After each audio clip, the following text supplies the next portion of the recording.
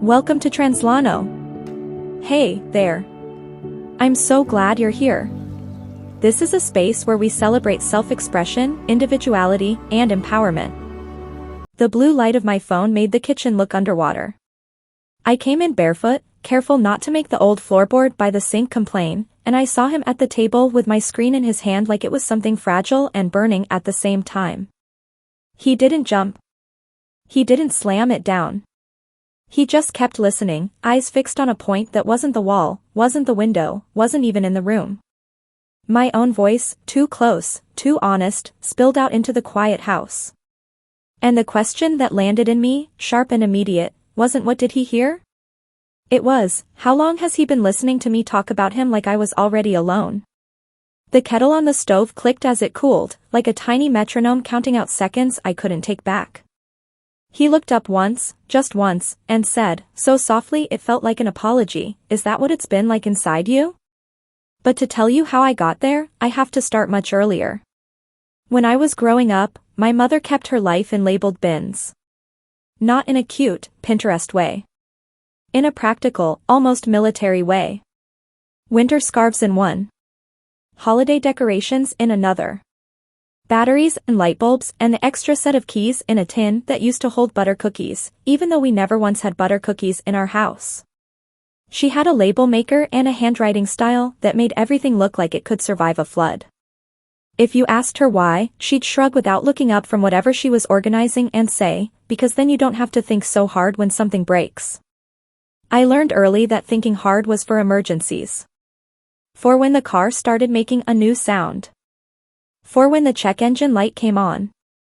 For when my father's voice got flat and he started cleaning the same already clean counter again and again, like he could scrub worry out of the laminate. The rest of the time, you kept things steady. You made a plan. You followed the plan. You didn't put your feelings in the driver's seat. That was the kind of woman I became. Practical. Calm. The kind of person who bought extra printer ink before it ran out. The kind of wife who knew exactly how many days we could coast on leftovers before we had to grocery shop again. When I met Nate, it felt like finding someone who spoke the same quiet language. He wasn't flashy. He wasn't the kind of man who filled a room with himself. He moved through the world like he didn't want to bump into anybody's soft parts. He always held doors not in a performative way, but like it was simply the next step after reaching the door. He listened with his whole face. When he laughed, his eyes did most of the work. On our third date, we ate at a little diner with cracked red vinyl booths. The waitress called everyone a hon, even the teenagers who rolled their eyes at her. Nate ordered pancakes at 9 at night because he said breakfast food tasted like permission. When the plate came, he cut the pancakes into careful squares and pushed half of them onto my side without asking, like it was a settled fact that sharing was normal. Later, in the parking lot, he reached into his jacket and pulled out a tiny travel sewing kit, one of those little hotel freebies, and handed it to a woman who was standing under a flickering light trying to reattach a button with her fingers. I always keep one, he told me when we got into his car. You just always have a sewing kit? I asked. He glanced at me, embarrassed, like he'd been caught doing something too earnest. My mom used to say you can't have a good day if your shirt is trying to fall off. So? Habit. That detail lodged in me. Not the sewing kit itself, but the fact that his kindness had a history. He'd been shaped by somebody who thought small care mattered. That made him feel safe.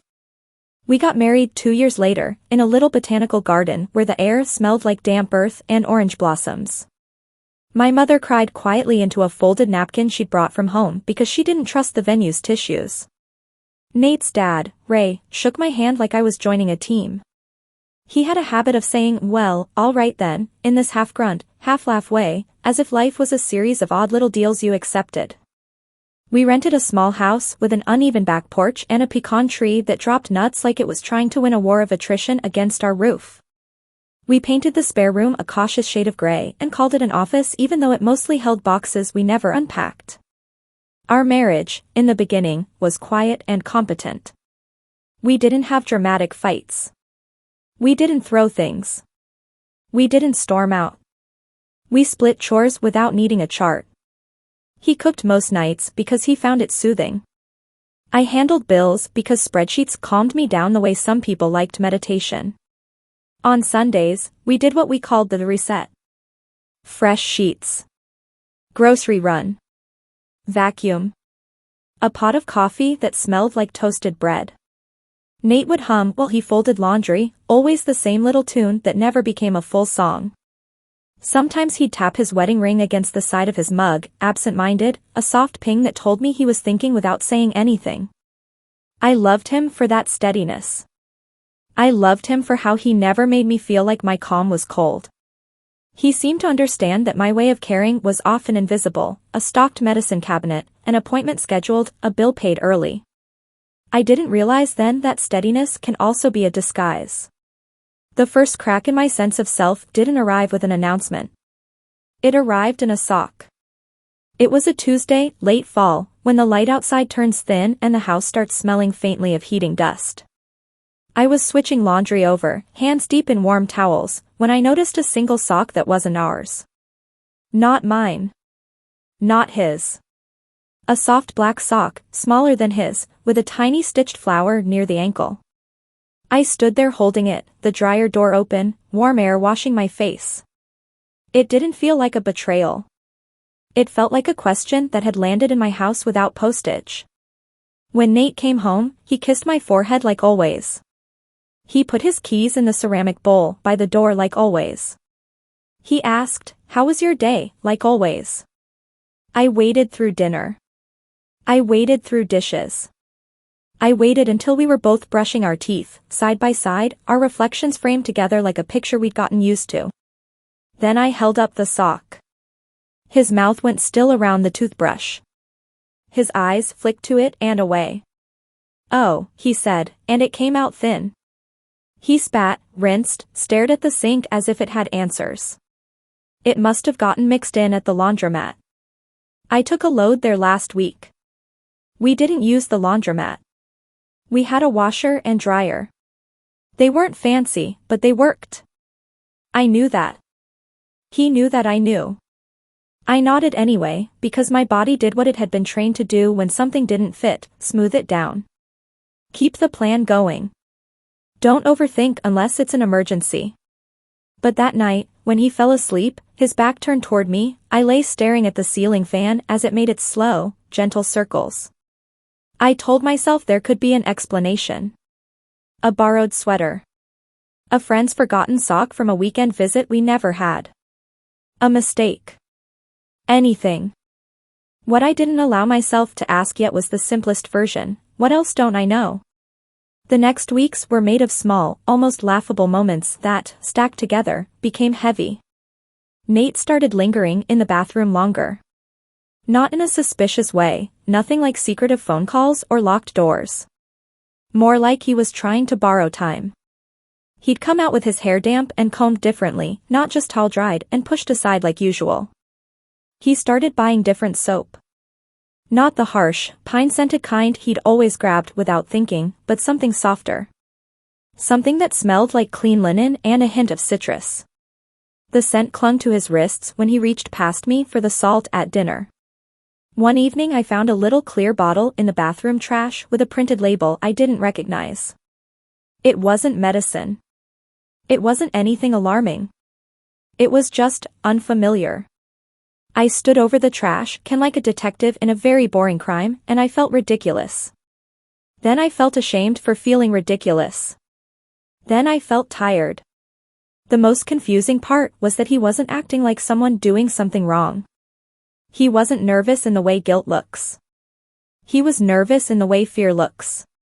When I asked him, casually, how his day had been, he'd answer with extra detail, like he was padding the conversation so it couldn't fall into the wrong crack. He talked about a coworker's new baby, the pothole on Maple Street, the weird taste of the office coffee. All safe things. All things that kept us from the other thing, the thing neither of us had named. And I did my part, too. I helped him avoid it. I let him. Because if I didn't name it, then my life could stay labeled and stacked. Marriage bin. Stability bin. Love bin. No loose socks. Around that time, I started recording voice notes. It wasn't dramatic. It wasn't planned. It happened the way a person starts talking to themselves when no one is listening because the inside of their head has become too loud.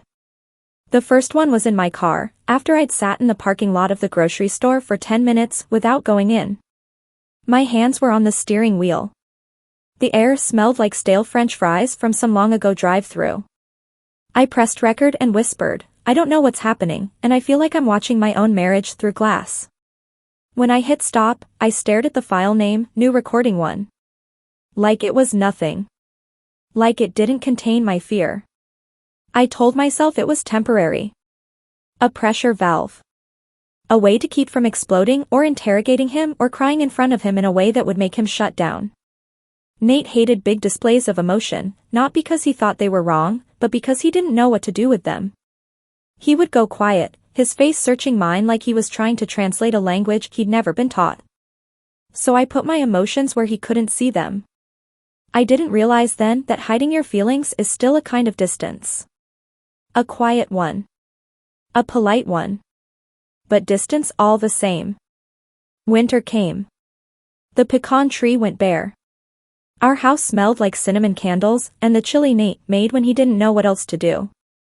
On a Saturday morning, I came downstairs and found him in the kitchen wearing an apron I'd never seen before.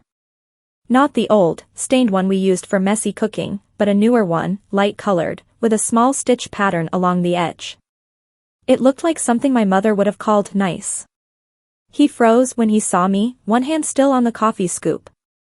"Oh," he said, and his cheeks flushed. I got it at the thrift store. It was cheap. I thought it'd be better than ruining the other one." He said it too quickly. Too many words for a small thing. I nodded, because what else do you do when you're standing in your own kitchen and the person you love looks like he's bracing for impact? "Looks fine," I said. He exhaled like he'd been holding his breath since I stepped onto the last stair.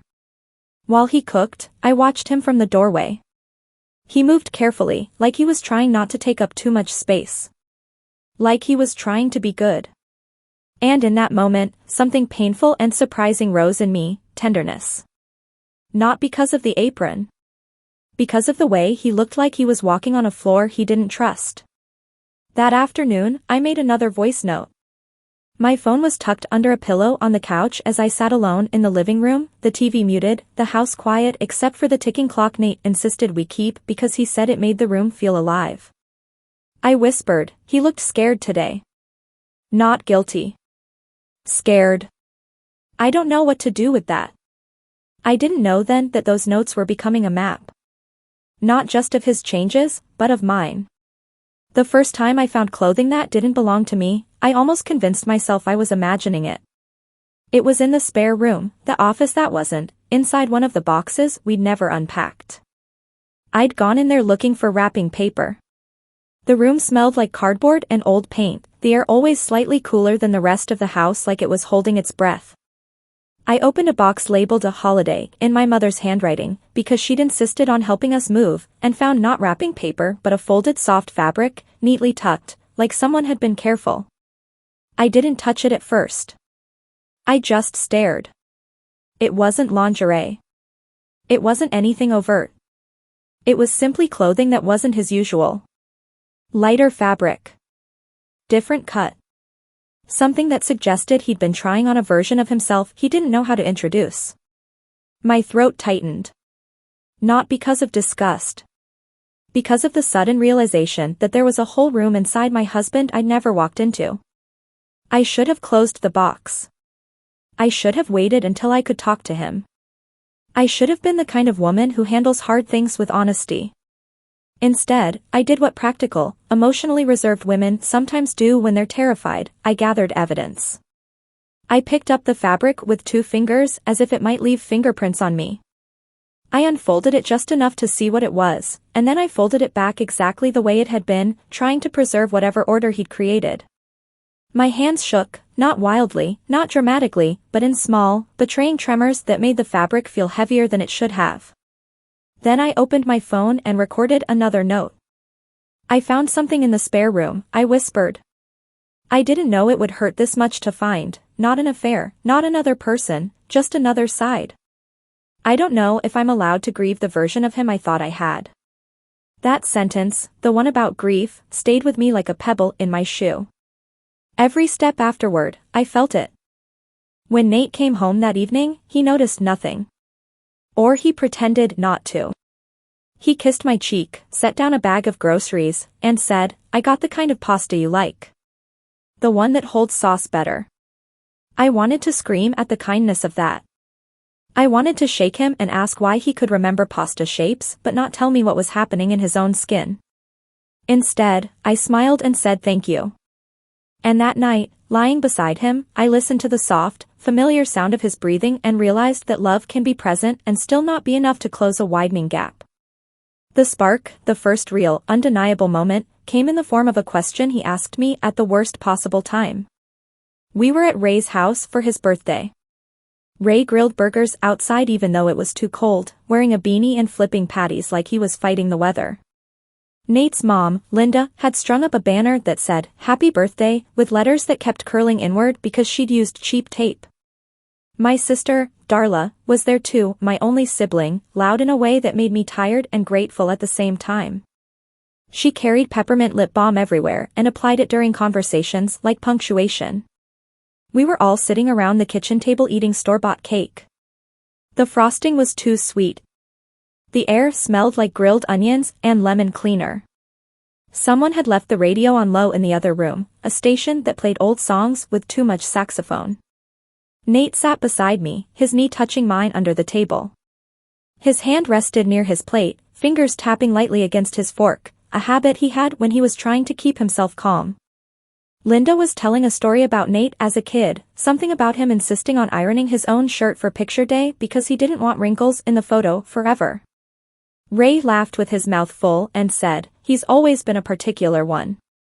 Nate smiled, but it looked strained, like the muscles were doing the motion without the feeling. Then, out of nowhere, he leaned in close to me, his voice low enough that no one else could hear, and said, "Do you ever feel like people love you for the version of you they understand?" It was such a strange question in the middle of cake and laughter that my brain stumbled over it. I stared at him. His eyes were on his plate, not on me. His fingers had stopped tapping. He was completely still, like he decided not to move until he knew whether the ground was safe. "What do you mean?" I asked, also quietly. He swallowed. His throat moved in a hard way. "Nothing. Sorry. Forget it." But the question didn't disappear. It lodged itself in the center of the table between the cake and the cheap paper plates, invisible but heavy. On the drive home, the car heater blew warm air that smelled faintly like dust. Nate kept both hands on the wheel, 10 and 2, like he was taking a driving test. I watched his profile in the dashboard light. I watched his jaw tighten and relax as if he was chewing words he wouldn't say. Finally, I did something I'd been avoiding for months. I didn't make a joke. I didn't smooth it over. I didn't talk about groceries or work or the pothole on Maple Street. I said, "That question you asked me. It didn't feel like nothing." His grip on the steering wheel tightened. The car drifted slightly within the lane and then corrected. He blinked hard. "I don't know how to talk about it," he said. The honesty of that hit me like cold air. "Try," I said, and my voice surprised me with its steadiness. "Just try." He inhaled, shaky. "I've been thinking about myself differently for a long time. Longer than you think. And I don't know what it means, but it's getting louder in my head. And I'm scared that if I say it out loud, it becomes real." My chest felt tight. Not from anger. From the sheer weight of finally hearing the shape of what we'd both been circling. I didn't ask the perfect question. I didn't say the perfect thing. I did what I always did when faced with uncertainty, I reached for structure. "What does it differently mean?" I asked, careful. He swallowed again. His eyes stayed on the road. "It means I don't think I fit where I've been trying to fit. Not completely. And I've been experimenting. Small things. Clothes. How I present. Just seeing what feels like me. The word clothes made a flash of the spare room box ignite behind my eyes. I wanted to demand to know what exactly he'd worn, where, when, why. I wanted details because details make uncertainty feel manageable. If I could catalog it, maybe I could control it. But I also saw his fear. I heard it in the way his voice cracked onto me, like that word was still unfamiliar in his mouth.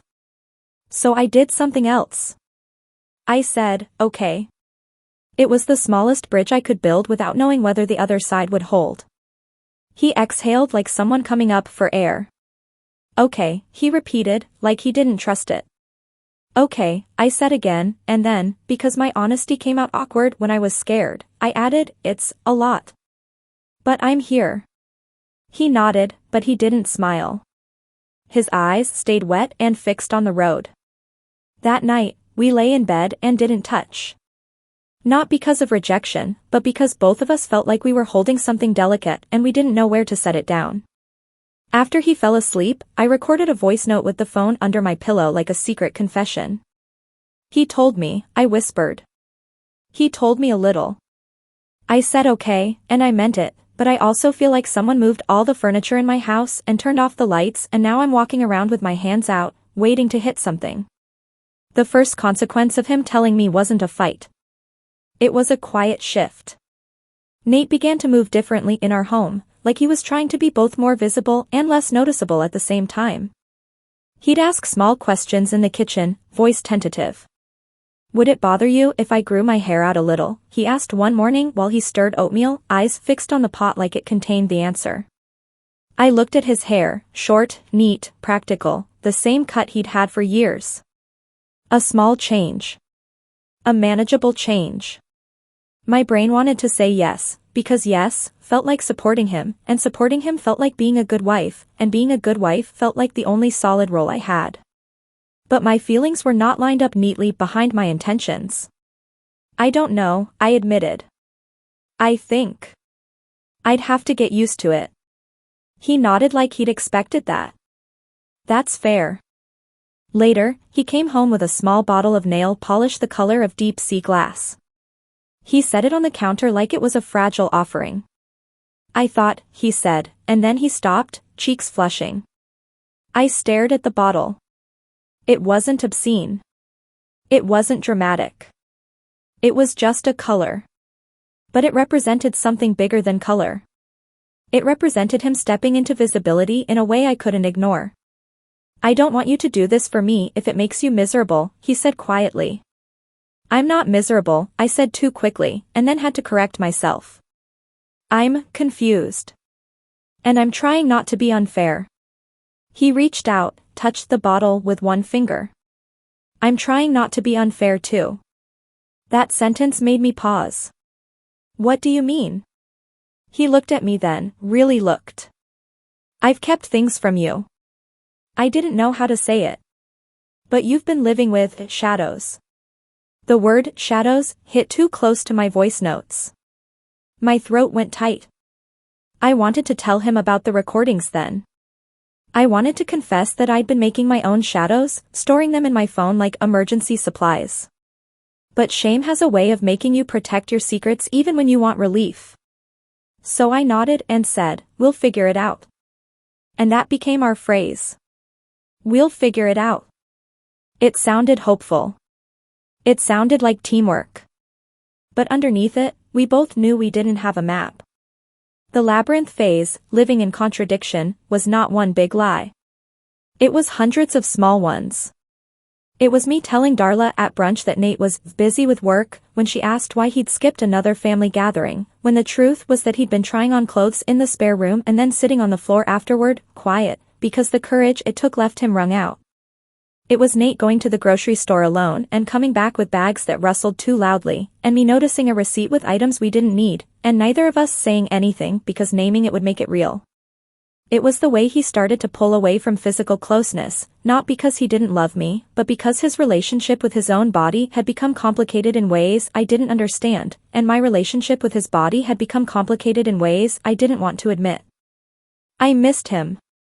Not in the sense that he was gone, but in the sense that the version of us that used to move easily together had become careful, cautious, like we were always walking around something fragile on the floor.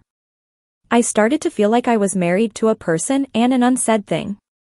One night, I came home early from work because my afternoon meeting got cancelled. The sky was the color of wet cement. The house was quiet when I walked in, and for a moment I felt relief, silence, routine, predictable. Then I heard a sound from the spare room. Not a voice. Not a cry. Just movement. The soft slide of fabric. The creak of the floor. I stopped in the hallway. My keys were cold in my hand. The air smelled faintly of the linen soap he'd started using. For a second, I considered turning around and going back outside, letting him have whatever moment he was having. Privacy. Dignity. But something in me, the part that had been swallowing questions for months, took a step forward. I knocked lightly. The sound inside froze. Seconds passed, thick and heavy. Then the door opened a crack. Nate's face appeared, flushed, eyes wide. Behind him, I could see a corner of the room, boxes, a chair, a mirror leaned against the wall like it had been moved recently. "Hey," he said, voice tight. "You're home." "I'm home," I echoed, and my voice sounded strange in my own ears. His hand stayed on the door, not shutting it, not opening it wider. Holding it in that exact position like it was the only way to keep everything from collapsing. "I didn't know you'd be early," he said. "I didn't either," I said. We stood there, two people in a hallway, both pretending we didn't smell the fear. Then I did something I regret even now, not because it was monstrous, but because it was small and cowardly. I smiled like everything was normal and said, "I'm just going to start dinner." His shoulders dropped, a visible release. "Okay," he said. I walked away before I could change my mind, my heart beating too hard, my hands shaking just enough that I had to grip the counter to steady myself. In the kitchen, I opened my phone and recorded a voice note with my back against the fridge. I knocked, I whispered. He looked like a deer. I didn't go in. I didn't ask. I don't know if that was kindness or avoidance. I don't know if I'm helping or just disappearing. I stopped the recording and stood there listening to the refrigerator hum. The next day, Darla called me while I was driving home. She always called at inconvenient times, like she believed traffic was the best place for emotional conversations. "You've been quiet lately," she said without greeting. Like, quiet. "You okay?" Darla had her flaws, she could be blunt to the point of cutting, but she was also perceptive in a way that made me feel exposed. "I'm fine," I said automatically. She made a sound that meant she didn't believe me. That's not an answer. I tightened my grip on the steering wheel. The sky outside was turning pink and orange in a way that felt like mockery, so beautiful it didn't care about my private panic. "It's just marriage stuff," I said. Darla snorted. "That's vague enough to be a crime." I hesitated. My tongue felt thick. My voice notes were full of things I couldn't say out loud. Then I told her a version. Not the whole truth. Just enough. "Nate's figuring some things out about himself," I said carefully. "Identity stuff." Silence. I held my breath. Then Darla said, "Okay." Her "okay" was different from mine. Hers was not cautious. Hers was firm, like she'd planted her feet. "You're not mad?" I asked, surprised. "I didn't say that," she replied. I said okay. "There's a difference." Of course she'd make a distinction. That was Darla, always slicing reality into clearer pieces. "What are you feeling?" she asked. I swallowed. Like I'm standing on a moving walkway and I didn't agree to get on. Darla was quiet for a moment, and I could hear the click of her lip balm cap on the other end. Then she said, listen. You're allowed to have feelings. You're allowed to be sad. You're allowed to be confused. Just don't turn him into the enemy in your head because it'll feel easier. The words landed with weight because they were exactly what I'd been tempted to do. Not in a dramatic villain way, but in a subtle, self-protective way. If he was wrong, then I could be right. If he was selfish, then I could be justified. If he was doing something to me, then I didn't have to face the fact that life was simply changing. I don't want to be cruel, I admitted. Then don't, Darla said, simple as that. Be honest. And get help. Like, actual help. Not just you suffering in silence with your little spreadsheets of pain. I almost laughed, because she didn't know about the voice notes, but she'd somehow named the vibe of my coping anyway. That call became an open loop in my mind. How do you be honest without being cruel? How do you tell the truth about your grief without making someone else feel like their existence is a wound? Around the same time, Ray, Nate's father, became an unexpected mirror. Ray wasn't a sensitive man, not in the way people talk about sensitivity. He didn't do long talks. He didn't ask deep questions. He mowed his lawn in straight lines like it was a moral code. One afternoon, Nate and I went over to help Ray fix a leaky faucet. Nate was under the sink with a wrench, muttering softly to himself. I sat at the table with Linda, who offered me iced tea even though it was cold out because Linda offered iced tea in every season like it was part of her identity. Ray came in from outside, wiped his hands on his jeans, and looked at Nate crouched under the sink. He didn't say anything at first. He just watched, jaw working as if he was chewing on a thought. Then he looked at me and said, "You two all right?" It was blunt, and because it was Ray, it sounded less like concern and more like a status check. I opened my mouth to give the polite answer. Fine. Busy. Good. But something about Ray's directness made it hard to hide behind politeness. Maybe because he didn't offer softness, so there was no way to perform it back. We're working through things, I said. Ray nodded once, slow. Well, he said, that familiar half grunt, all right then. Then, after a pause, he added, Nate's always been particular. He said it without judgment. Like it was a fact. Like the sky being blue. I waited for him to say something else. Something condemning or something comforting. But Ray didn't do speeches. He just picked up a screwdriver and handed it to Nate without a word.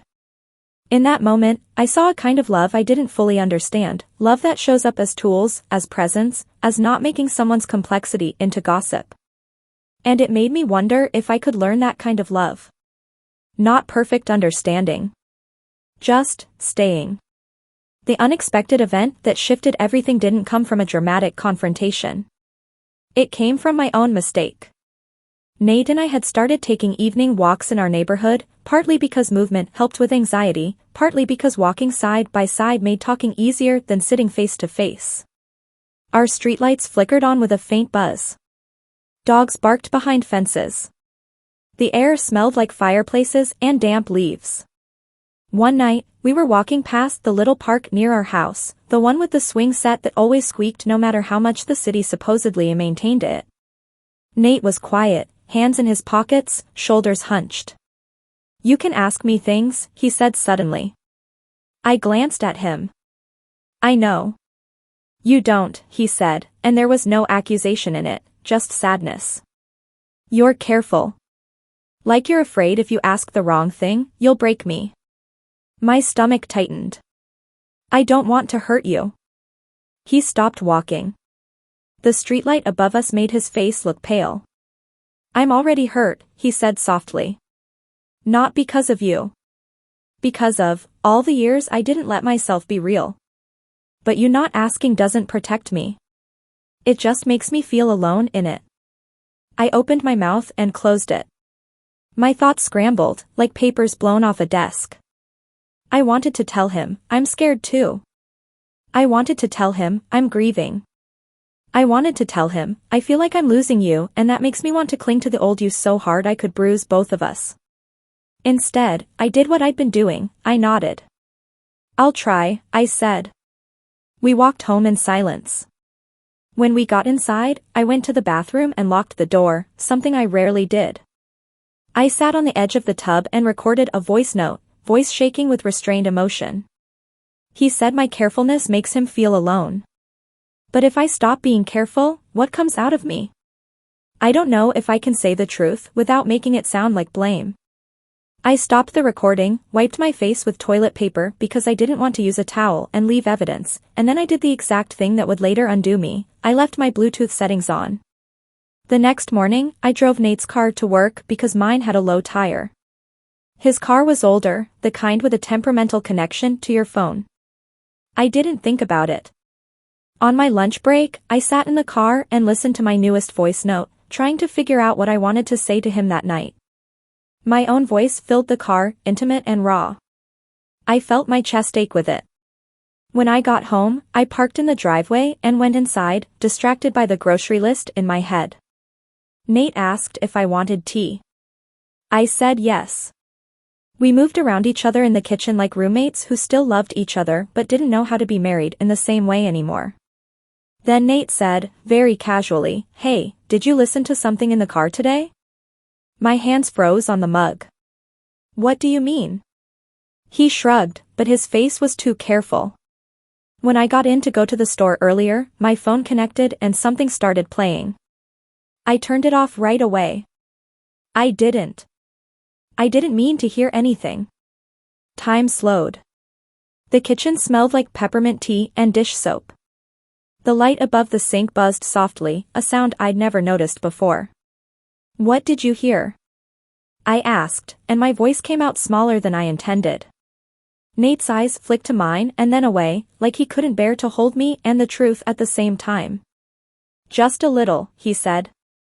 "Enough to know it was you. Talking. About us." My face burned. My stomach rolled. Shame, hot and thick, crawled up my throat. I could have lied. I could have said it was a podcast. I could have said it was therapy homework. I could have covered it with something neat and labeled. Instead, my honesty came out in a rush, messy and imperfect. "I've been making voice notes," I admitted. Because I didn't know what to do with my feelings. I didn't want to dump them on you. I didn't want to make you feel worse. I thought I was being responsible. Nate stared at me, expression unreadable. The kettle started to whistle softly, forgotten on the stove. "And what do you say in them?" he asked. I felt the urge to protect myself by minimizing. To say nothing important. Just thoughts. But the truth pressed against my teeth. "I say that I miss you," I whispered. "Even when you're right here. I say I'm scared I won't recognize our life. I say I feel guilty for grieving, because you're not dead, you're just changing." His face tightened, and for a moment I thought he might shut down completely. Then he did something that startled me. He sat down at the kitchen table. Slowly.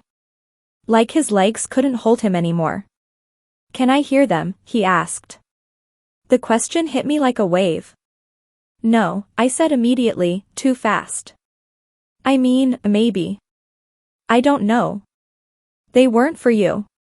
"They're about me," he said, voice steady but strained. "They're about us," I corrected, and my eyes stung. "About what it feels like to be your wife while you figure out who you are."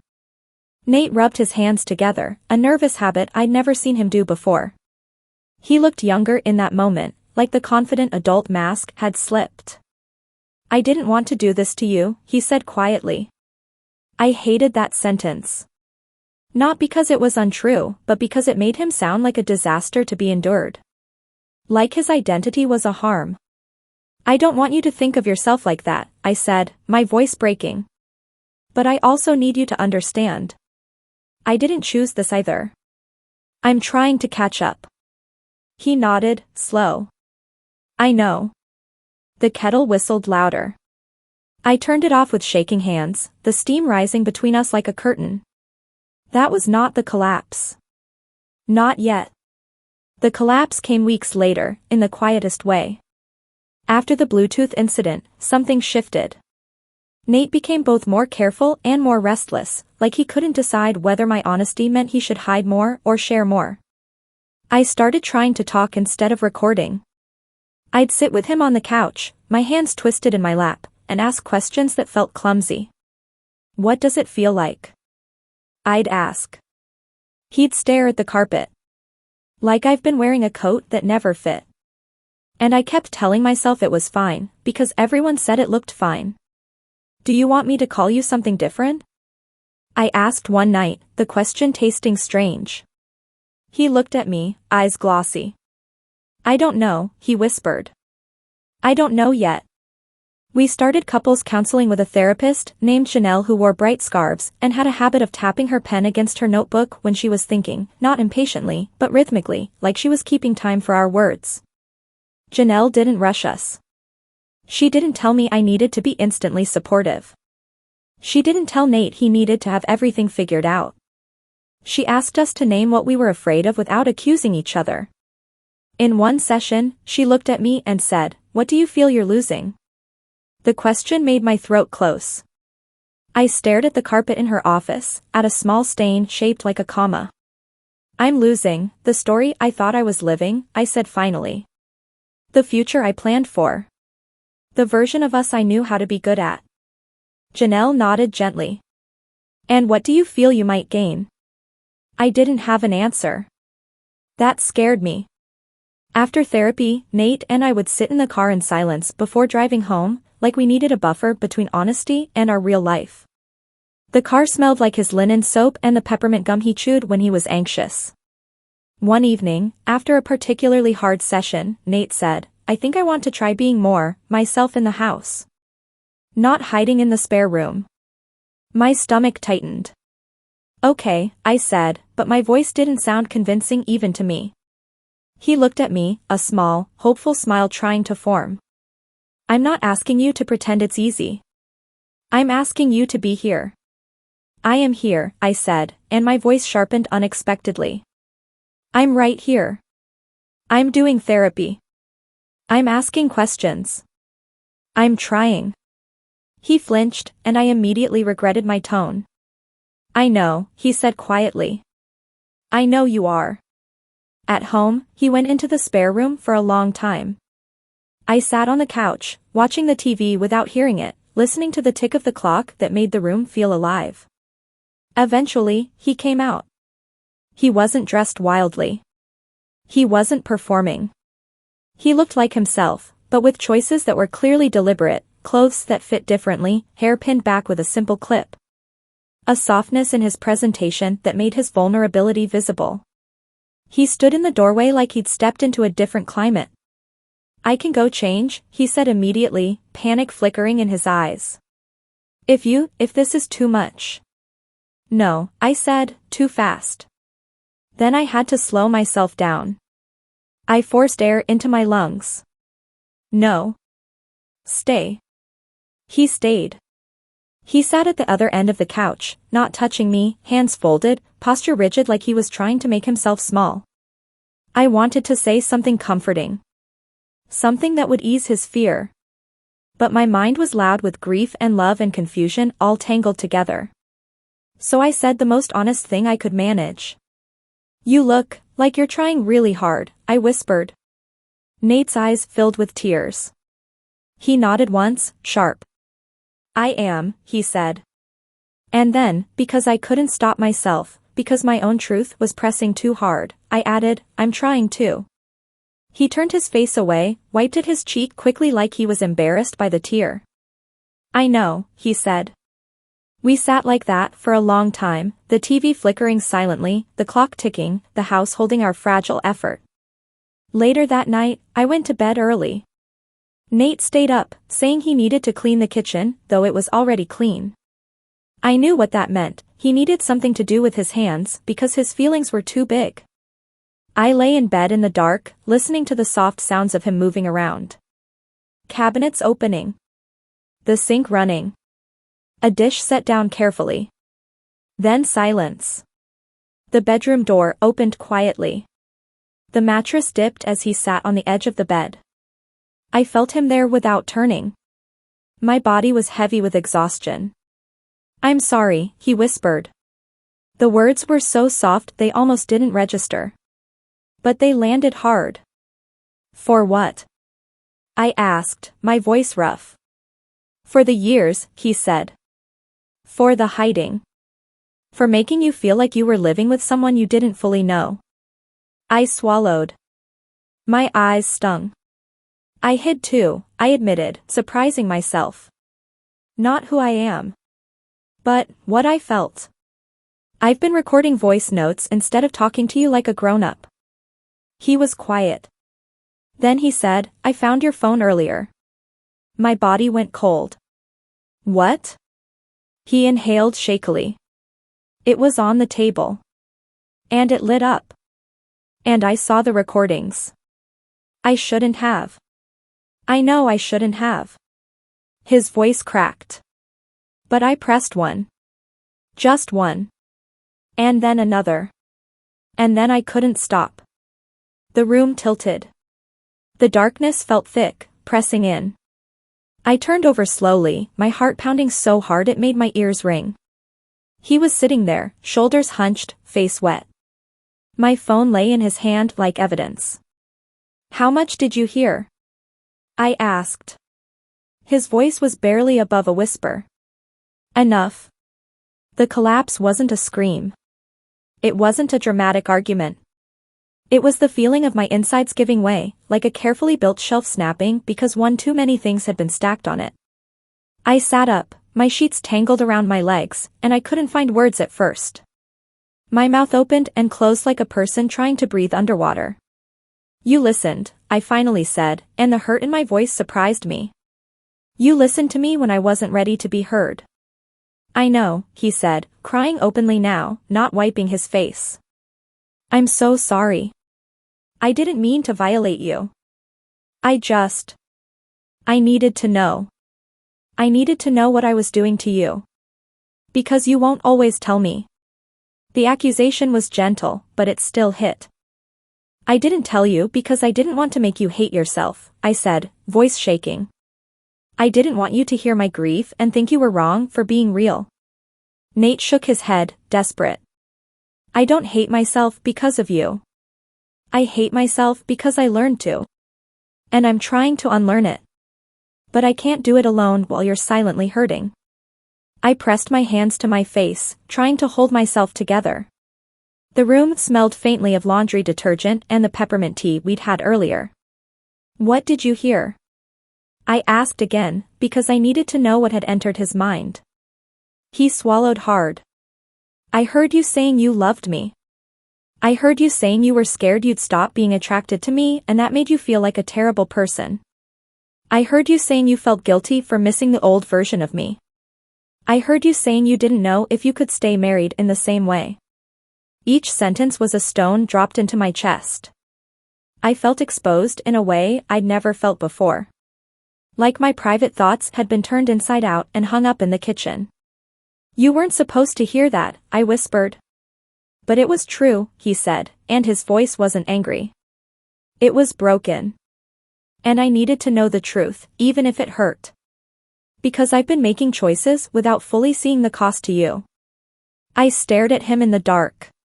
My husband, the man with the sewing kit, the man who shared pancakes, the man who tapped his ring against his mug like a quiet song. He looked like someone who had finally stopped trying to be brave. And something in me softened, not because everything was okay, but because he was finally letting me see him without armor. I don't want to lose you, I said, and the words tore out of me, raw. But I also don't know who I am in this story anymore. Nate nodded, tears sliding down his face. Me neither, he whispered. But maybe we don't have to know all at once. We sat there in the dark, both of us breathing hard like we'd run a mile without moving. Then Nate did something small that felt enormous. He set my phone on the nightstand, gently, like returning something stolen. I won't listen again, he said. Not without your permission. I crossed a line. I nodded, swallowing. And I won't hide everything in recordings, I said quietly. I crossed a line too. I used them to avoid talking to you. He looked at me, eyes red. Can we start over? He asked. Not in a naive way. Not as if we could erase months of distance. But in the way you ask when you're standing in the wreckage and you want to pick up one piece at a time. I stared at him, feeling the weight of what start over would require. It would require me to be honest about the parts of me that weren't noble. The parts that were afraid of change. The parts that wanted stability more than growth. It would require him to be honest about what he wanted, even when he didn't have neat answers. It would require us both to accept that love doesn't always feel like certainty. Sometimes it feels like choosing to stay in the room. Yes, I whispered. But slowly. Slow is okay, he said, and his voice sounded like relief. Slow is real. The reckoning didn't look like a single breakthrough. It looked like mornings. It looked like me waking up and noticing the linen soap smell on his skin and letting myself feel whatever I felt without immediately deciding what it meant about my morality. It looked like Nate asking, before trying something new, is today a good day to talk, instead of dropping changes on me like surprises. It looked like us making a new routine, after dinner, 10 minutes at the kitchen table with no phones, no TV, just a check-in. Janelle had suggested it. She'd called it, staying in contact, like we were two ships making sure we didn't drift too far. The first time we did it, I felt ridiculous. Nate sat across from me, hands wrapped around his mug, tapping his ring softly against the ceramic. Ping. Ping. Ping. The sound made me want to cry because it was so familiar. What are you feeling right now? He asked, voice careful. I stared at the table, at a scratch in the wood shaped like a lightning bolt.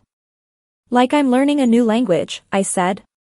And I keep worrying I'll say something wrong and hurt you. Nate nodded. I worry I'll ask for something you can't give and then resent you for it. The honesty hung between us. It wasn't comfortable. It wasn't romantic. It was real. Some nights, I would say, I'm having a hard day, and Nate would nod and say, thank you for telling me, instead of trying to fix it. Some nights, Nate would say, I felt good today, and I would swallow the complicated feelings that rose, happiness for him, fear for us, grief for what was shifting, and I would say, tell me what felt good, because learning mattered.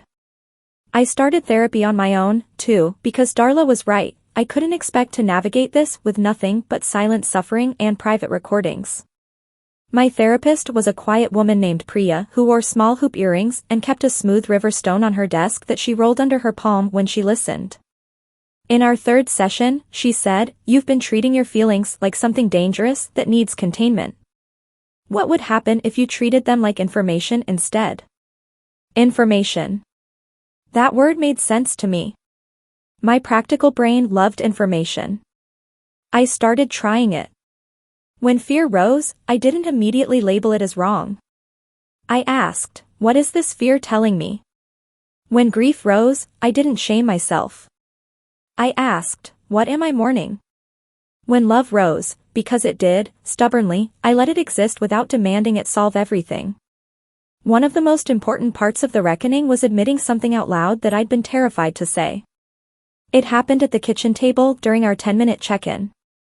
The house was quiet. The clock ticked. The air smelled like garlic from dinner. Nate looked at me and said, do you still want me?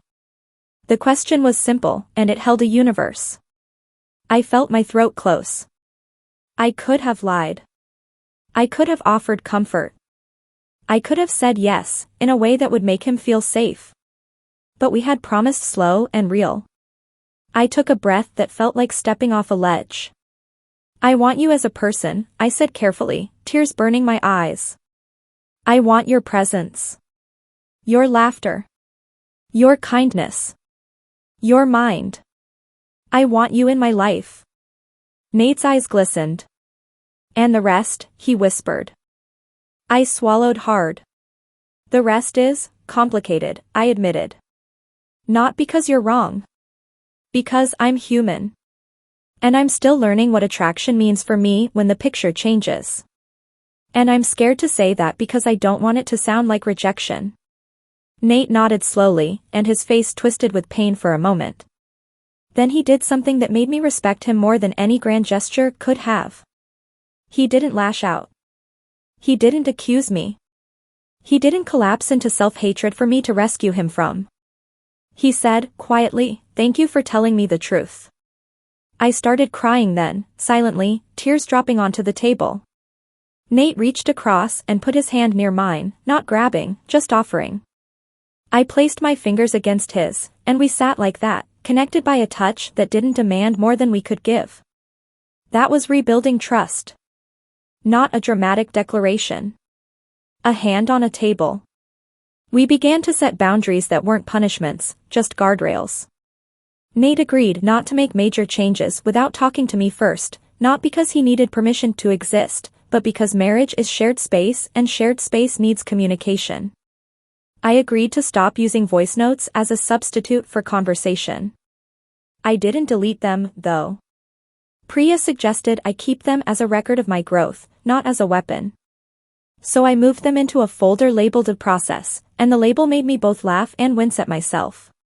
Darla came over one evening with takeout and her peppermint lip balm and sat on our couch like she belonged there, which she always did. Nate sat with us. He looked nervous, but he stayed. Darla looked at him and said, "You good?" Nate blinked, thrown off by the bluntness. "I'm trying." Darla nodded. "That's a good answer." Then she looked at me. "You?" I hesitated. "Also trying." Darla leaned back, picked at the corner of her takeout container, and said, "Okay. Just remember, trying isn't the same as pretending. Don't make yourselves perform fine for each other." It wasn't poetic. It was Darla. But it was exactly what we needed. Months passed. Not in a montage way. In a slow, ordinary way. The pecan tree bloomed again. Then dropped nuts again. The porch board still creaked. The clock still ticked. Life kept insisting on being lived even while our marriage was being rebuilt in real time. There were setbacks. There were nights Nate would retreat into himself and I would feel the old panic rise, "Here we go, the distance again," and I would have to choose, repeatedly, to reach instead of retreat. There were days I would feel overwhelmed and say something clipped, something that sounded colder than I meant, and I would have to come back later and apologize instead of just moving on as if nothing happened. One of my biggest regrets came in the form of a sentence I said during a bad week. Nate had been quiet for days, withdrawn, exhausted. I'd been carrying my own stress, work deadlines, my mother's health worries, the constant background hum of uncertainty. One night, after he'd canceled plans with friends for the third time, I snapped, "Are you ever going to be done figuring yourself out?" The moment the words left my mouth, I wanted to catch them. They sounded like a demand for him to stop being human. They sounded like I was asking him to shrink back into the version of him that was easier for me. Nate stared at me, face going still. He didn't yell. He didn't slam a door. He just blinked slowly, like he'd been struck. "I don't think there's a done," he said quietly. "I think there's just living." I stood there, my chest tight, shame flooding me. "I'm sorry," I whispered immediately. "That was unfair." Nate nodded once. "I know you're tired," he said. "But that sentence, it hurts." "I know," I said, tears rising. "I'm scared. And sometimes my fear comes out as control." He looked at me then, really looked. "I'm scared too," he said. "But I don't want to make our life into a constant test you're failing. I want us to be a team. Even when it's messy." That conversation didn't fix everything. But it made us more honest about the ways we both could hurt each other without meaning to. The integration, the phase where you carry both old and new, arrived quietly, and it brought me back to the moment in the hook. It was a late afternoon in early spring.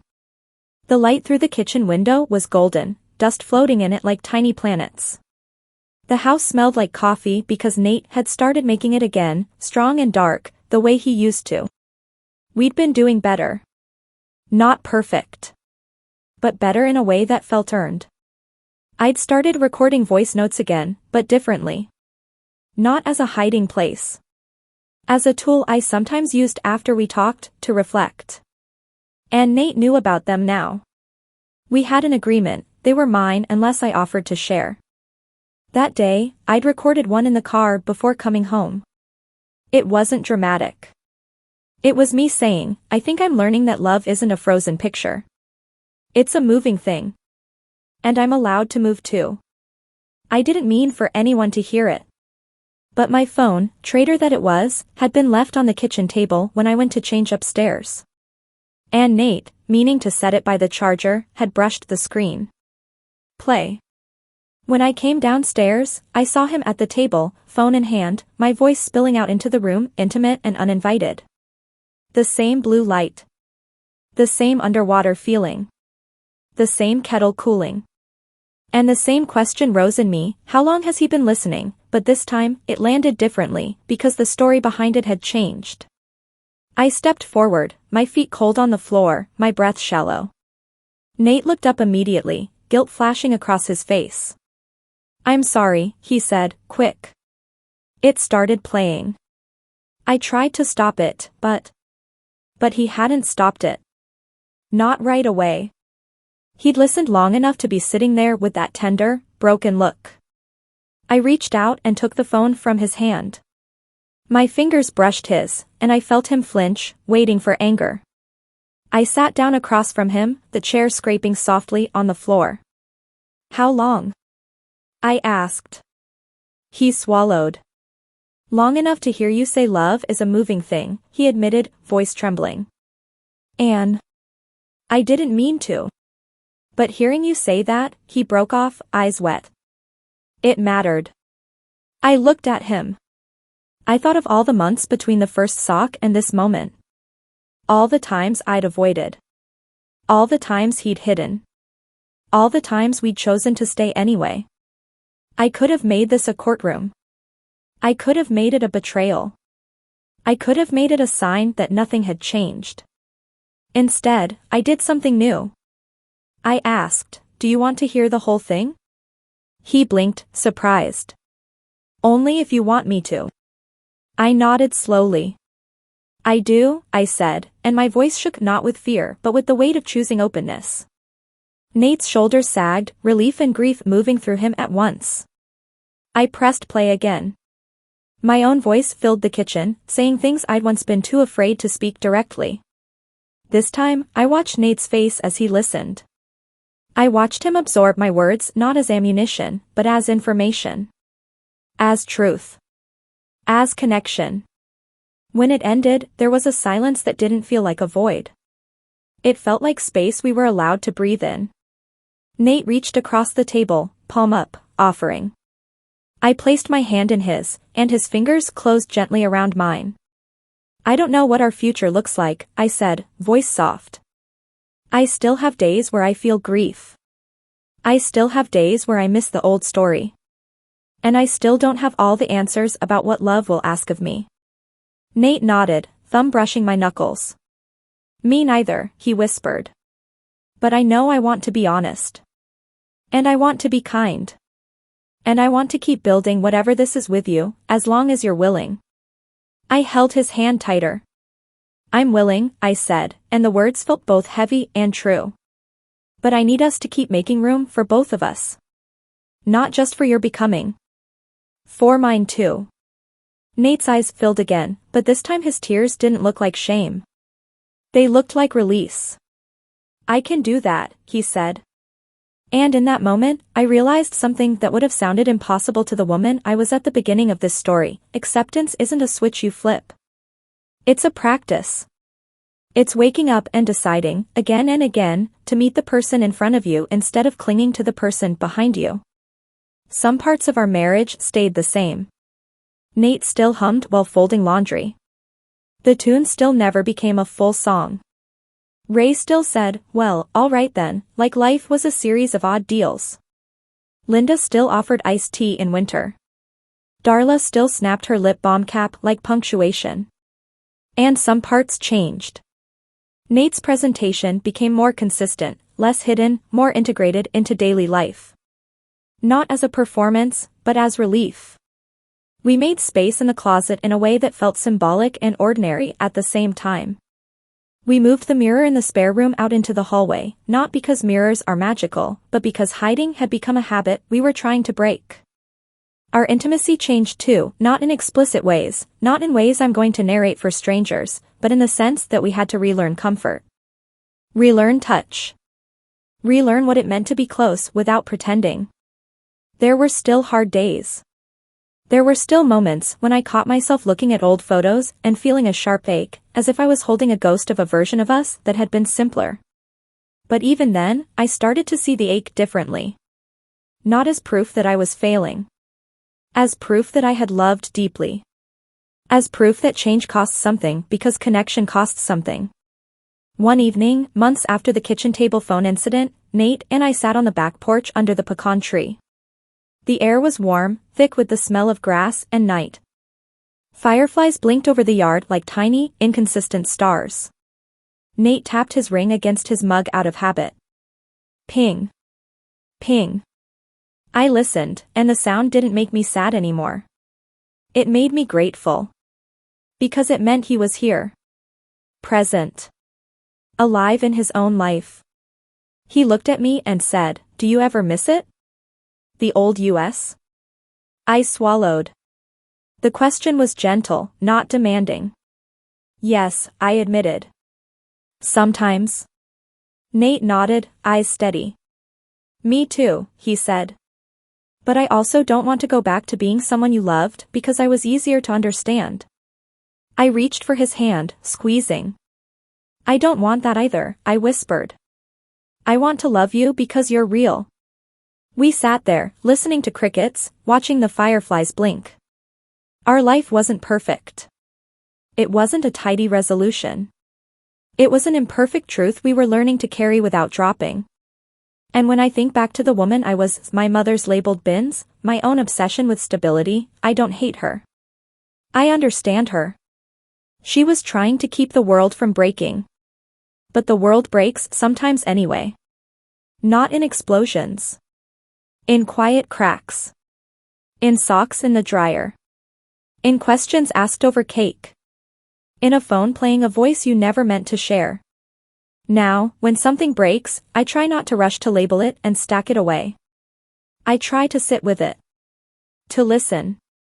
To ask what it's telling me. And I try to remember that love, at its best, isn't a refusal to change.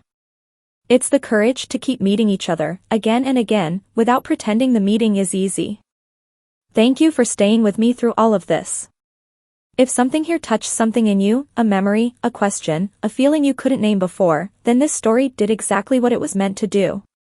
Take care of yourself. I'll see you in the next one.